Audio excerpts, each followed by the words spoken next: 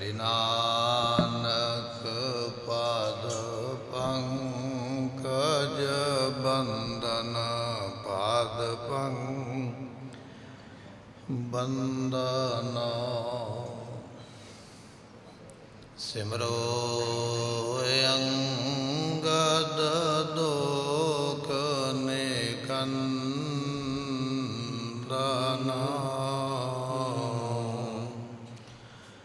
अमरदास गुर हृदय ध्यावो हृदय ध्यावो श्री गुरु रामदास गुण गावो श्री अर्जन बिघ्नन के नासक बिघ्नन के नासक श्री हार गोविंद शुभ समात पर काश्यक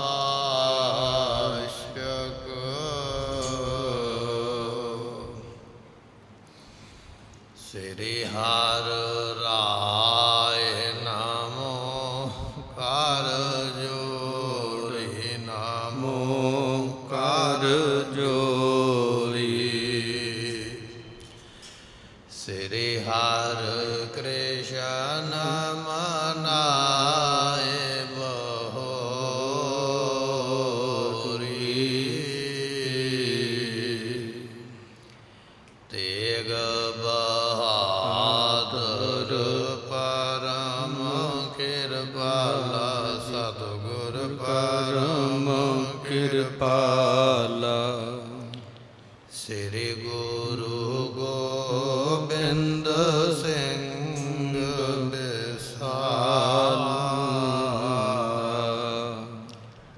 तारों तारा पर पुन पुन सीसा जी पुन पुन शीस बंदों बार बार जगदीसा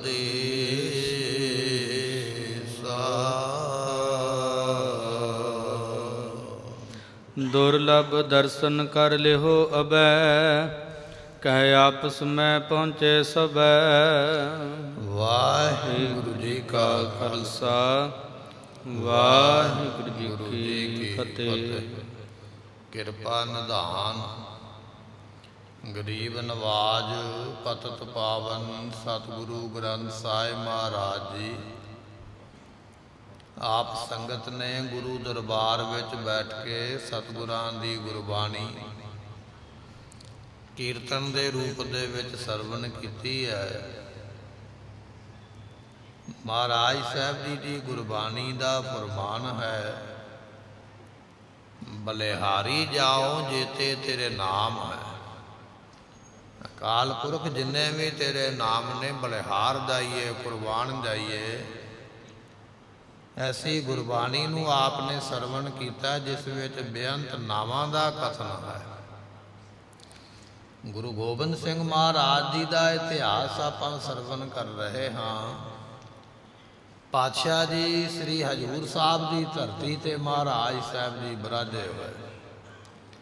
लड़ीवार कथा के अंदर आपने बचन सरवण किए। सतगुरु जी सिखां नूं खालसे नूं ते ਸਿੰਘਾਂ नूं कहन लगे भाई साडे सचखंड जाण दा समा आ गया। इस वास्ते संस्कार वास्ते चिखा वास्ते लकड़ महाराज ने कह के मंगवाई है।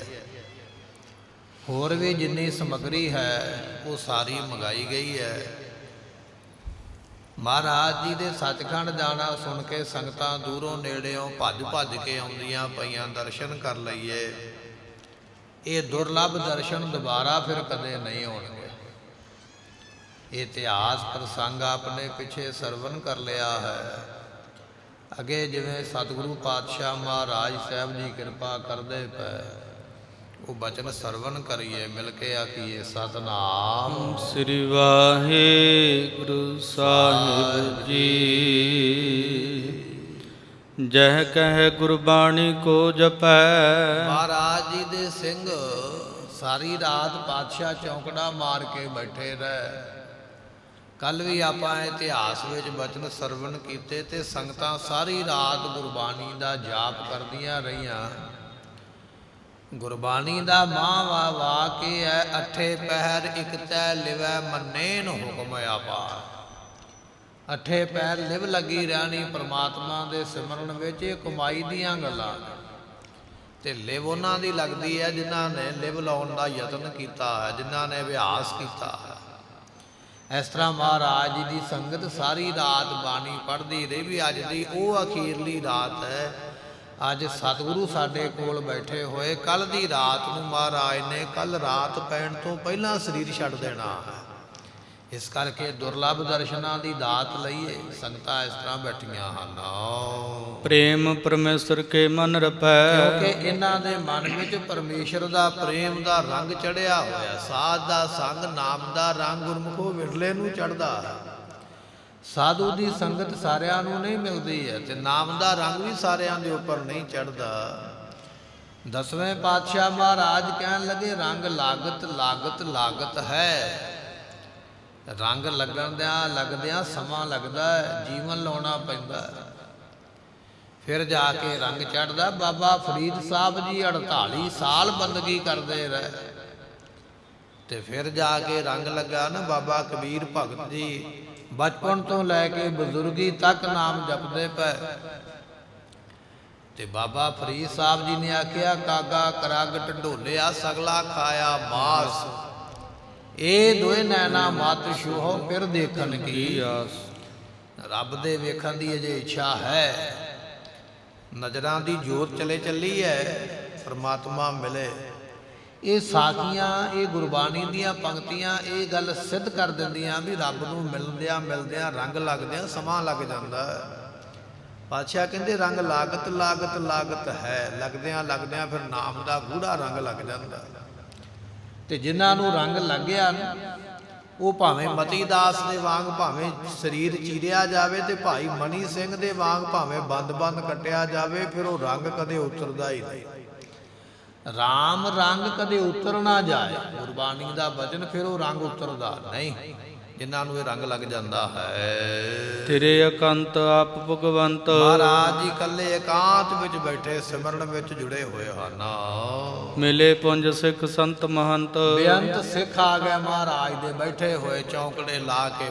ਬੜੇ ਸੰਤ ਸ਼ਾਂਤ ਚਿਤ ਆਤਮਾ। ਮਹਾਰਾਜ ਦੀ ਗੁਰਬਾਣੀ ਦਾ ਬਚਨ ਹੈ, ਸੰਤ ਸਮੂਹ ਅਨੇਕ ਮਤੀ ਕੇ। ਅਨੇਕਾਂ ਮਤਾਂ ਦੇ, ਅਨੇਕਾਂ ਧਰਮਾਂ ਦੇ ਸੰਤ ਵੀ ਆ ਕੇ ਬੈਠੇ। ਕੋਈ ਜਟਾਧਾਰੀ ਹੈ, ਕੋਈ ਐਸੇ ਤਰ੍ਹਾਂ ਬ੍ਰਹਮਚਾਰੀ ਹੈ, ਕੋਈ ਐਸੇ ਤਰ੍ਹਾਂ ਨਾਗਾ ਸਾਧੂ ਆ ਕੇ ਬੈਠਾ, ਕੋਈ ਸੰਨਿਆਸੀ ਬੈਠਾ ਹੋਇਆ। ਬੜੀ ਇਬਾਦਤ ਕਰਨ ਵਾਲੇ ਸਾਧੂ ਬੈਠੇ। ਬੜੇ ਮਹੰਤ ਸੰਪਰਦਾਵਾਂ ਦੇ ਉਹ ਵੀ ਆ ਕੇ ਬੈਠੇ ਹੋਏ ਹਨ। ਦੁਰਲਭ ਦਰਸ਼ਨ ਕਰ ਲਿਓ ਅਬੈ। ਸੰਗਤਾਂ ਕਹਿੰਦੀਆਂ ਵੀ ਇਹ ਦਰਸ਼ਨ ਦੁਰਲਭ ਨੇ। ਦੁਰਲਭ ਤੋਂ ਭਾਵ ਇਹ ਹੈ ਜਿਹੜਾ ਨਾ ਲੱਭਿਆ ਜਾਵੇ। ਇਹ ਲੱਭਣਗੇ ਨਹੀਂ ਬਾਅਦ ਵਿੱਚ ਦਰਸ਼ਨ ਜਿਹੜੇ ਹੁਣ ਹੁੰਦੇ ਪਏ। ਇਸ ਕਰਕੇ ਲਾਹਾ ਲੈ ਲਓ। ਲਾਹਾ ਖਟੇ ਹੋ ਦਿਹਾੜੀ। ਗੁਰਬਾਣੀ ਦਾ ਬਚਨ ਹੈ ਨਾ, ਇਹ ਲਾਹਾ ਖੱਟ ਲਓ ਜਿੰਨਾ ਖੱਟ ਸਕਦੇ, ਦੁਬਾਰਾ ਨਹੀਂ ਮਿਲਣਾ ਹੈ। ਕਹੇ ਆਪਸ ਮੈਂ ਪਹੁੰਚੇ ਸਭੈ। ਇਸ ਤਰ੍ਹਾਂ ਕਹਿ ਕੇ ਤੇ ਸੰਗਤਾਂ ਦੂਰੋਂ ਕੋਈ ਨੇੜਿਓਂ ਚੱਲ ਕੇ ਆਉਂਦਾ। ਬੇਅੰਤ ਸੰਗਤਾਂ ਪਹੁੰਚ ਗਈਆਂ। ਮਾਂ ਵਾਕ ਮਹਾਰਾਜ ਦੀ ਬਾਣੀ ਦਾ ਇਹ ਹੈ ਕਿ ਜਨ ਪਾਰਿਓ ਪੁਕਾਰੀ ਆਏ। ਜੀ ਦਾਨ ਦੇ ਭਗਤੀ ਲਾਇਨ ਹਰਿ ਸਿਉ ਲੈਣ। ਗੁਰੂ ਦੇ ਸਿੱਖ ਆਪ ਵੀ ਬਾਣੀ ਪੜ੍ਹਦੇ ਪਏ, ਦੂਜਿਆਂ ਨੂੰ ਵੀ ਸੁਨੇਹਾ ਦਿੰਦੇ, ਫਲਾਣਿਆ ਤੂੰ ਵੀ ਆ ਜਾ, ਭਾਈ ਤੂੰ ਵੀ ਆ ਜਾ, ਆਓ ਦਰਸ਼ਨ ਕਰੀਏ। ਇਸ ਤਰ੍ਹਾਂ ਦਰਸ਼ਨਾਂ ਦਾ ਲਾਹਾ ਲੈਂਦੇ ਹਨ। ਰਾਤ ਬਿਤਾਈ ਜਾਗਰਨ ਕਰਕੇ। ਇਸ ਵੇਲੇ ਰਾਤ ਬਤੀਤ ਹੋ ਗਈ ਨਾ, ਸਾਰੀ ਰਾਤ ਮਹਾਰਾਜ ਚੌਂਕੜੇ ਵਿੱਚ ਬੈਠੇ ਰਹੇ ਤੇ ਸੰਗਤਾਂ ਵੀ ਸਾਰੀਆਂ ਚੌਂਕੜੇ ਲਾ ਕੇ ਬੈਠੀਆਂ ਰਹੀਆਂ। ਕੋਈ ਨਹੀਂ ਸੁੱਤਾ। ਸਾਰੀ ਰਾਤ ਸਿਮਰਨ ਕਰਦਿਆਂ ਬਤੀਤ ਹੋ ਗਈ ਹੈ। ਸਤਿਗੁਰ ਕੇ ਗੁਣ ਸਿਮਰ ਕੇ। ਸਤਿਗੁਰਾਂ ਦੇ ਗੁਣ ਯਾਦ ਕਰਦੇ ਪਏ। ਸੰਗਤਾਂ ਇੱਕ ਦੂਜੇ ਨਾਲ ਬਚਨ ਵਿਲਾਸ ਕਰਦੀਆਂ। ਕਹਿੰਦੇ ਐਸਾ ਗੁਰੂ ਹੋ ਸਕਦਾ ਜਿਹੜਾ ਕੌਮ ਵਾਸਤੇ, ਧਰਮ ਵਾਸਤੇ ਆਪਣੇ ਪੁੱਤਰਾਂ ਦੀ ਕੁਰਬਾਨੀ ਕਰ ਦੇਵੇ ਤੇ ਕੌਮ ਵਾਸਤੇ ਆਪਣਾ ਘਰ ਛੱਡ ਦੇਵੇ ਪੰਥ ਵਾਸਤੇ। ਇਹ ਬਚਨ ਕਹੇ ਕਿ ਪੰਥ ਵਸੈ ਮੈਂ ਉਜੜਾ ਮਨ ਚਾਓ ਕਨੇਰਾ। ਪੰਥ ਵਸੇ ਅਸੀਂ ਉਜੜਨਾ ਵੀ ਸਾਨੂੰ ਮਨਜ਼ੂਰ ਹੈ। ਨੰਗੇ ਪੈਰੀ ਮਾਛੀਵਾੜੇ ਦੇ ਜੰਗਲਾਂ ਵਿੱਚ ਆਪ ਤੁਰਦੇ ਪਏ। ਐਸੀਆਂ ਬਰਕਤਾਂ ਵਾਲੇ ਸੰਗਤਾਂ ਯਾਦ ਕਰਦੀਆਂ ਮਹਾਰਾਜ ਦੇ ਗੁਣ। ਕਹਿੰਦੇ ਭਾਈ ਐਸਾ ਗੁਰੂ ਮਿਲ ਨਹੀਂ ਸਕਦਾ। ਕਿਉਂ ਨਹੀਂ ਮਿਲ ਸਕਦਾ? ਕਿਉਂਕਿ ਵੱਡਿਆਂ ਭਾਗਾਂ ਨਾਲ ਹੀ ਮਿਲਦਾ ਹੈ। ਐਸਾ ਗੁਰ ਵਡਭਾਗੀ ਪਾਇਆ, ਐਸੀ ਬਖਸ਼ਿਸ਼ ਹੈ। ਜਾਮ ਰਹੇ ਜਬ ਸੋਚ ਸਿਨਾਨੇ। ਜਦੋਂ ਰਾਤ ਦੇ ਤੜਕੇ ਦੇ 3 ਵੱਜ ਗਏ ਨਾ, 2:30 ਵਜੇ ਦਾ ਸਮਾਂ, 3 ਵਜੇ ਦਾ ਸਮਾਂ, ਇਹ ਮਹਾਰਾਜ ਜੀਆਂ ਦੇ ਇਸ਼ਨਾਨ ਕਰਨ ਦਾ ਸਮਾਂ ਸੀਗਾ। ਪਾਤਸ਼ਾਹ ਇਸ ਵੇਲੇ 2:30 ਵਜੇ 3 ਵਜੇ ਉੱਠ ਕੇ ਇਸ਼ਨਾਨ ਕਰਦੇ। ਜਦੋਂ ਵੇਖਿਆ ਵੀ ਅੰਮ੍ਰਿਤ ਵੇਲਾ ਹੋ ਗਿਆ ਤੇ ਮਹਾਰਾਜ ਦਾ ਬਚਨ ਹੈ, ਅੰਮ੍ਰਿਤ ਵੇਲਾ ਸੱਚ ਨਾਉ ਵਡਿਆਈ ਵਿੱਚ। ਰੱਬ ਦੀ ਨਾਮ ਦੀ ਵਡਿਆਈ ਕਰ ਜੇ ਨਹੀਂ ਕਰ ਸਕਦਾ। ਜਿੱਥੇ ਅੰਮ੍ਰਿਤ ਵੇਲਾ ਤੜਕੇ ਨੂੰ ਆਖਿਆ ਹੈ, ਉੱਥੇ ਅੰਮ੍ਰਿਤ ਵੇਲਾ ਇਹ ਮਨੁੱਖਾ ਸਰੀਰ ਨੂੰ ਵੀ ਆਖਿਆ। ਬਾਕੀ ਜਿਹੜੀਆਂ ਜੂਨਾਂ ਨੇ ਨਾ, ਉਹ ਸਾਰੀਆਂ ਕਾਲੀ ਬੋਲੀ ਰਾਤ ਵਰਗੀਆਂ ਨੇ, ਕਿਉਂਕਿ ਰਾਤ ਦੇ ਹਨੇਰੇ ਵਿੱਚ ਲੱਭਦਾ ਕੁਝ ਨਹੀਂ ਤੇ ਉਹਨਾਂ ਜਾਨਵਰਾਂ ਨੂੰ ਪਤਾ ਹੀ ਕੁਝ ਨਹੀਂ ਵੀ ਕਿਸ ਵਾਸਤੇ ਦੁਨੀਆ ਤੇ ਆਏ ਆ। ਅੰਮ੍ਰਿਤ ਵੇਲੇ ਦਾ ਪ੍ਰਕਾਸ਼, ਇਹ ਪ੍ਰਕਾਸ਼ ਤੈਨੂੰ ਮਨੁੱਖਾ ਜਨਮ ਦੇ ਵਿੱਚ ਮਿਲਿਆ। ਭਾਈ ਪਿਆਰਿਆ, ਸੋਝੀ ਹੈ ਨਾ ਤੈਨੂੰ ਵੀ ਆਇਓ ਸੁਣਨ ਪੜਨ ਕੋ, ਇਹ ਬੰਦੇ ਨੂੰ ਸੋਝੀ ਹੈ। ਇਹ ਮਨੁੱਖਾ ਜਨਮ ਵੀ ਅੰਮ੍ਰਿਤ ਵੇਲਾ। ਇਸ ਤਰ੍ਹਾਂ ਸੰਗਤਾਂ ਜਿਹੜੀਆਂ ਅੰਮ੍ਰਿਤ ਵੇਲੇ ਨੂੰ ਸਾਂਭਦੀਆਂ ਹਨ। ਸ੍ਰੀ ਪ੍ਰਭ ਕਰ ਕੈਲਾਸ਼ ਧਿਆਨੇ। ਸਤਿਗੁਰੂ ਪਾਤਸ਼ਾਹ ਮਹਾਰਾਜ ਸਾਹਿਬ ਦੀਆਂ ਨੇ ਇਸ਼ਨਾਨ ਕਰ ਲਿਆ। ਅੱਜ ਅੰਮ੍ਰਿਤ ਵੇਲੇ ਇਸ਼ਨਾਨ ਕਰਕੇ ਤੇ ਪਾਤਸ਼ਾਹ ਫਿਰ ਬੈਠੇ ਹਨ। ਸਤ ਚੇਤਨ ਆਨੰਦ ਵਿਸਾਲਾ। ਜੋ ਸਤ ਚੇਤਨ ਆਨੰਦ ਸਰੂਪ ਪਰਮਾਤਮਾ ਹੈ। ਸਤ ਕਹੀਏ ਸਦਾ ਰਹਿਣ ਵਾਲਾ, ਆਦ ਸੱਚ ਜੁਗਾਦ ਸੱਚ। ਪਰਮਾਤਮਾ ਸਦਾ ਹੀ ਰਹਿੰਦਾ ਹੈ, ਉਹਦਾ ਕਦੇ ਨਾਸ ਨਹੀਂ ਹੁੰਦਾ। ਇਸ ਕਰਕੇ ਉਸ ਨੂੰ ਸਤ ਆਖਿਆ ਜਾਂਦਾ ਹੈ। ਉਹ ਚੇਤਨ ਹੈ, ਉਹਦੀ ਜੋਤ ਸਾਰਿਆਂ ਵਿੱਚ ਕੰਮ ਕਰਦੀ ਪਈ ਹੈ। ਸਭ ਮੈਂ ਜੋਤ ਜੋਤ ਹੈ। ਜੋਤ ਕਹੀਏ ਪ੍ਰਕਾਸ਼, ਉਹ ਪ੍ਰਕਾਸ਼ ਸਾਰਿਆਂ ਦੇ ਅੰਦਰ ਹੀ ਕਰਦਾ ਪਿਆ। ਅਤੇ ਆਨੰਦ ਕਹੀਏ ਸਾਰਿਆਂ ਨੂੰ, ਪਰਮ ਆਨੰਦ ਕੇਵਲ ਮੋਕਸ਼ ਦੇਣ ਵਾਲਾ ਐਸਾ ਪਰਮਾਤਮਾ, ਉਹਦੇ ਵਿੱਚ ਧਿਆਨ ਲਾ ਕੇ ਬੈਠੇ ਹਨ। ਨਿਜ ਸਰੂਪ ਮਨ ਥਰੇ ਕਿਰਪਾਲਾ। ਸਤਿਗੁਰੂ ਪਾਤਸ਼ਾਹ ਵੀ ਆਪਣੇ ਨਿਜ ਸਰੂਪ, ਨਿਜ ਸਰੂਪ ਕਿਹੜਾ? ਅਕਾਲ ਪੁਰਖ ਦੇ ਧਿਆਨ ਵਿੱਚ ਗੁਰੂ ਗੋਬਿੰਦ ਸਿੰਘ ਪਾਤਸ਼ਾਹ ਜੀ ਟਿਕੇ ਹੋਏ, ਚੌਂਕੜਾ ਲਾ ਕੇ। ਬੜਾ ਵੱਡਾ ਅਭਿਆਸ ਹੈ ਨਾ ਮਹਾਰਾਜ ਦੇ ਜੀਵਨ ਦਾ। ਕਿਥੇ ਆਪ ਹੇਮਕੁੰਡ ਸਾਹਿਬ ਦੇ ਪਹਾੜਾਂ ਦੇ ਉੱਪਰ ਚੌਂਕੜਾ ਲਾ ਕੇ ਬੈਠੇ ਤੇ ਕਈ ਯੁੱਗ ਬੈਠੇ ਹੀ ਰਹਿੰਦੇ ਪਰਮਾਤਮਾ ਦੀ ਸਿਫਤ ਵਿੱਚ। ਜਿਸ ਨੂੰ ਬਖਸ਼ੇ ਸਿਫਤ ਸਲਾਹ ਨਾਨਕ ਪਾਤਸ਼ਾਹੀ। ਇਸ ਤਰ੍ਹਾਂ ਦੇ ਚੌਂਕੜੇ ਦਾ ਅਭਿਆਸ ਬਣਿਆ ਨਾ ਮਹਾਰਾਜ ਜੀ ਦਾ। ਬੈਠੇ ਹੋਏ ਸਿਮਰਨ ਵਿੱਚ ਇਸ ਤਰ੍ਹਾਂ ਲੀਨ ਹਨ।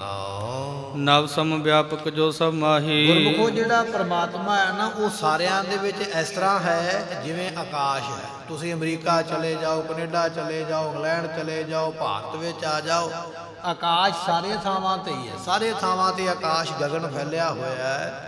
ਐਸੇ ਤਰ੍ਹਾਂ ਉਹ ਪਰਮਾਤਮਾ ਸਾਰਿਆਂ ਥਾਵਾਂ ਤੇ ਹੀ ਹੈ। ਦੇਸ਼ ਚਲੇ ਜਾਓ, ਵਿਦੇਸ਼ ਚਲੇ ਜਾਓ, ਜਿਵੇਂ ਸਾਰੇ ਥਾਵਾਂ ਤੇ ਆਕਾਸ਼ ਹੈ, ਐਸੇ ਤਰ੍ਹਾਂ ਉਹ ਸਾਰੇ ਥਾਵਾਂ ਤੇ ਪਰਮਾਤਮਾ ਚੇਤਨ ਸਰੂਪ ਸਾਰਿਆਂ ਥਾਵਾਂ ਤੇ ਸੁਭਾਏਮਾਨ ਹੈ। ਅਸ ਪਰਮਾਤਮਾ ਬਿਨ ਕੋ ਨਾਹੀ। ਉਹ ਪਰਮਾਤਮਾ ਤੋਂ ਬਿਨਾਂ ਗੁਰਮੁਖੋ ਕੋਈ ਹੈ ਹੀ ਨਹੀਂ ਹੈ। ਕੋਈ ਇਹੋ ਜੀ ਥਾਂ ਹੈ ਹੀ ਨਹੀਂ ਜਿੱਥੇ ਉਹ ਪਰਮਾਤਮਾ ਨਾ ਹੋਵੇ। ਕਬੀਰ ਸਾਹਿਬ ਜੀ ਕਹਿਣ ਲੱਗੇ, ਭਾਈ ਬਚਨੇ ਅੱਲਾਹੋ ਏਕ ਮਸੀਤ ਬਸਤ ਹੈ, ਅਵਰ ਮੁਲਕ ਕਿਸ ਕੀੜਾ। ਕਿਸੇ ਨੇ ਆਖਿਆ ਕਬੀਰ ਸਾਹਿਬ ਮਸੀਤ ਵਿੱਚ ਪਾਪ ਨਹੀਂ ਕਰਨਾ ਚਾਹੀਦਾ। ਪੁੱਛਿਆ ਕਿਉਂ? ਕਹਿੰਦੇ ਜੀ ਮਸੀਤ ਵਿੱਚ ਅੱਲਾ ਵਸਦਾ ਹੈ। ਤੇ ਕਬੀਰ ਸਾਹਿਬ ਜੀ ਕਹਿੰਦੇ ਮਸੀਤ ਤੋਂ ਬਾਹਰ ਫਿਰ ਕੌਣ ਹੈ? ਜੇ ਕੱਲਾ ਅੱਲਾ ਮਸੀਤ ਵਿੱਚ ਹੀ ਬੈਠਾ ਤੇ ਬਾਹਰ ਨਹੀਂ, ਤੇ ਫਿਰ ਅੱਲਾ ਤੇ ਨਿੱਕਾ ਜਿਹਾ ਹੋਇਆ ਨਾ। ਤੂੰ ਸੁਲਤਾਨ ਕਹਾਂ ਹੋ ਮੀਆਂ। ਮੀਆਂ ਦੇ ਕਾਮ ਜਿਹਾ ਬੰਦੇ ਨੂੰ ਕਹਿ ਦਈਦਾ ਨਾ ਆਪਾਂ, ਤੇ ਸੁਲਤਾਨ ਕਹੀਦਾ ਚੱਕਰਵਰਤੀ ਪਾਤਸ਼ਾਹ ਨੂੰ। ਰੱਬ ਨੂੰ ਏਡਾ ਵੱਡਾ ਕਹਿ ਕੇ ਤੇ ਮੁੜ ਕੇ ਕਹਿਣਾ ਵੀ ਇਹ ਕੱਲਾ ਮਸੀਤ ਵਿੱਚ ਹੀ ਬੈਠਾ, ਤੇ ਫਿਰ ਤੇ ਮੀਆਂ ਹੀ ਕਹਿ ਦਿੱਤਾ ਨਾ, ਨਿੱਕਾ ਜਿਹਾ ਹੀ ਆਖਿਆ। ਕਬੀਰ ਸਾਹਿਬ ਜੀ ਕਹਿਣ ਲੱਗੇ, ਜੇ ਰੱਬ ਮਸੀਤ ਵਿੱਚ ਹੀ ਇਕੱਲਾ ਜਾਣੀਏ ਤੇ ਫਿਰ ਬਾਹਰ ਕੌਣ ਹੈ? ਤੇ ਕਹਿਣ ਵਾਲੇ ਨੂੰ ਕਹਿਣਾ ਪਿਆ, ਕਹਿੰਦੇ ਨਹੀਂ ਜੀ ਬਾਹਰ ਵੀ ਫਿਰ ਉਹੀ ਹੈ। ਤਾਂ ਹੀ ਆਖਿਆ ਸੋ ਅੰਤਰ ਸੋ ਬਾਹਰ ਅਨੰਤ, ਘਟ ਘਟ ਵਿਆਪ ਧਰਨ ਮਾਹੇ ਆਕਾਸ਼ ਪਿਆਲ। ਧਰਤੀ ਵਿੱਚ, ਆਕਾਸ਼ ਵਿੱਚ, ਸਾਰਿਆਂ ਥਾਵਾਂ ਤੇ ਉਹ ਪਰਮਾਤਮਾ ਹੈ। ਕਹਿਣ ਲੱਗੇ ਵੀ ਉਹ ਪਰਮਾਤਮਾ ਇਸ ਤਰ੍ਹਾਂ ਦਾ ਜਿਹਦੇ ਬਿਨਾਂ ਕੋਈ ਜਗ੍ਹਾ ਹੈ ਹੀ ਨਹੀਂ। ਬਾਬਾ ਨਾਮਦੇਵ ਜੀ ਕਹਿਣ ਲੱਗੇ, ਸਭੈ ਘਟ ਰਾਮ ਬੋਲੇ, ਰਾਮਾ ਬੋਲੇ, ਰਾਮ ਬਿਨਾ ਉਹ ਬੋਲੇ। ਉਹ ਕਿਹੜਾ? ਕਿਹੜਾ ਦੱਸੋ ਭਾਈ, ਹੈ ਕੋਈ ਰੱਬ ਤੋਂ ਬਿਨਾਂ?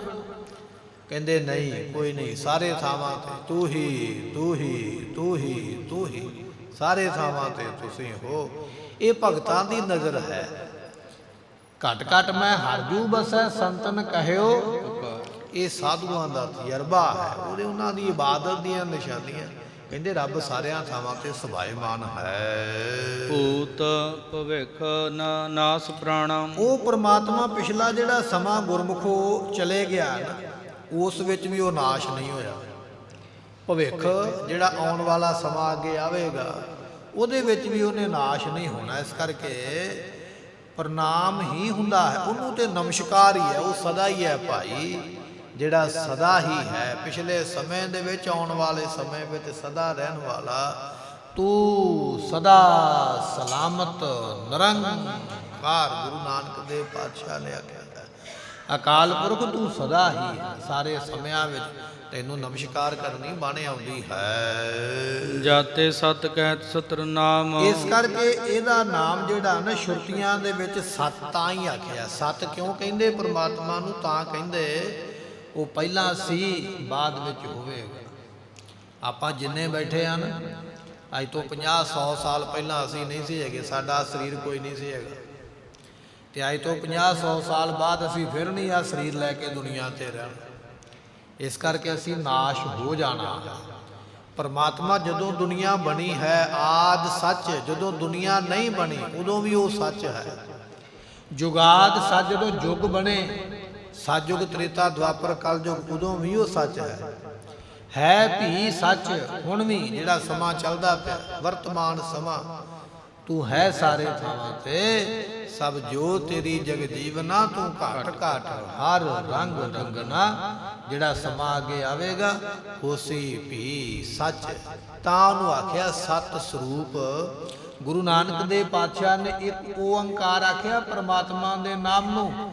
ਦੂਜਾ ਜਿਹੜਾ ਸ਼ਬਦ ਸਭ ਤੋਂ ਪਹਿਲਾਂ ਵਰਤਿਆ, ਉਹ ਵਰਤਿਆ ਸੀ ਸਤਨਾਮ। ਸਤ ਤੋਂ ਭਾਵ ਸਦਾ ਰਹਿਣ ਵਾਲਾ, ਜਿਹੜਾ ਕਦੇ ਵੀ ਕਿਸੇ ਸਮੇਂ ਵਿੱਚ ਜਾਂਦਾ ਨਹੀਂ ਹੈ। ਮਾਇਆ ਜਗਤ ਵਿਦਿਆ ਆਦ, ਗੁਰਮੁਖੋ ਇਹ ਜਿਹੜੀ ਚੇਤਨ ਹੈ ਨਾ, ਇਹ ਮਾਇਆ, ਇਹ ਵਿਦਿਆ ਮਾਇਆ ਤੋਂ ਜਗਤ ਆਦਿਕ ਬਣੇ ਨੇ। ਬਣੇ ਇਹ ਮਾਇਆ ਤੋਂ ਸਭ ਕੁਝ ਬਣਿਆ ਹੈ ਸੰਸਾਰ। ਮਹਾਰਾਜ ਕਹਿਣ ਲੱਗੇ ਦ੍ਰਿਸ਼ਟਮਾਨ ਹੈ ਸਗਲ ਮਥੇਨਾ, ਜੋ ਤੈਨੂੰ ਅੱਖਾਂ ਨਾਲ ਦਿਸਦਾ ਪਿਆ ਇਹ ਸਭ ਕੁਝ ਮਾਇਆ ਹੈ। ਇੱਥੋਂ ਤੱਕ ਕਿ ਤੇਰਾ ਸਰੀਰ ਵੀ ਇੱਕ ਮਾਇਆ ਦਾ ਹੀ ਰੂਪ ਹੈ। ਇਹ ਜੋ ਬ੍ਰਹਿਮੰਡ ਦਿਸਦਾ ਪਿਆ, ਬ੍ਰਹਿਮੰਡ ਇਹ ਵੀ ਇੱਕ ਮਾਇਆ ਦਾ ਰੂਪ ਹੈ, ਪਰਮਾਤਮਾ ਦੀ ਮਾਇਆ ਹੈ। ਉਹਦੇ ਕਰਕੇ ਸਰੀਰ ਦਿਸਦੇ ਪਏ, ਉਹਦੇ ਕਰਕੇ ਸੰਸਾਰ ਦਿਸਦਾ ਪਿਆ ਹੈ। ਇਹ ਸਭ ਕੁਝ ਮਾਇਆ ਦਾ ਹੀ ਵੱਖਰਾ ਵੱਖਰਾ ਰੂਪ ਹੈ। ਪਾਤਸ਼ਾਹ ਕਹਿਣ ਲੱਗੇ ਮਾਇਆ ਕਰਕੇ ਇਹ ਜਗਤ ਇਤਿਆਦਿਕ ਸਭ ਕੁਝ ਦਿਖਾਈ ਦਿੰਦਾ ਹੈ। ਜਿਸ ਬਿਹੀਨ ਜੁੜ ਸਹਿਤ ਵਿਖਾਦ, ਗੁਰਮੁਖੋ ਪ੍ਰਮਾਤਮਾ ਤੋਂ ਬਿਨਾ ਸਭ ਕੁਝ ਜੜ ਹੈ। ਜੇ ਪ੍ਰਮਾਤਮਾ ਨਾ ਹੋਵੇ ਤੇ ਸਾਡਾ ਸਰੀਰ ਵੀ ਪੱਥਰ ਹੀ ਹੈ, ਵੀ ਇੱਥੇ ਹੀ ਬੈਠਾ ਰਵੇ, ਹਿੱਲ ਨਹੀਂ ਸਕੇਗਾ, ਬੋਲ ਨਹੀਂ ਸਕੇਗਾ, ਖਾ ਨਹੀਂ ਸਕਾਂਗੇ, ਸੁਣ ਨਹੀਂ ਸਕਾਂਗੇ, ਠੰਡ ਲੱਗਦੀ ਹੈ ਕਿ ਗਰਮੀ ਲੱਗਦੀ ਹੈ ਦੱਸ ਨਹੀਂ ਸਕਾਂਗੇ, ਭੁੱਖ ਤੇ ਪਿਆਸ ਨਹੀਂ ਲੱਗੇਗੀ ਜੇ ਪਰਮਾਤਮਾ ਦੀ ਚੇਤਨ ਸਤਾ ਸਾਡੇ ਵਿੱਚ ਨਾ ਹੋਵੇ। ਕੱਲਾ ਸਾਡੇ ਵਿੱਚ ਨਹੀਂ, ਪਸ਼ੂ ਪੰਛੀਆਂ ਵਿੱਚ ਵੀ ਉਹਦੀ ਜੋਤ ਹੋਣ ਕਰਕੇ ਉੱਡਦੇ ਚੱਲਦੇ ਫਿਰਦੇ।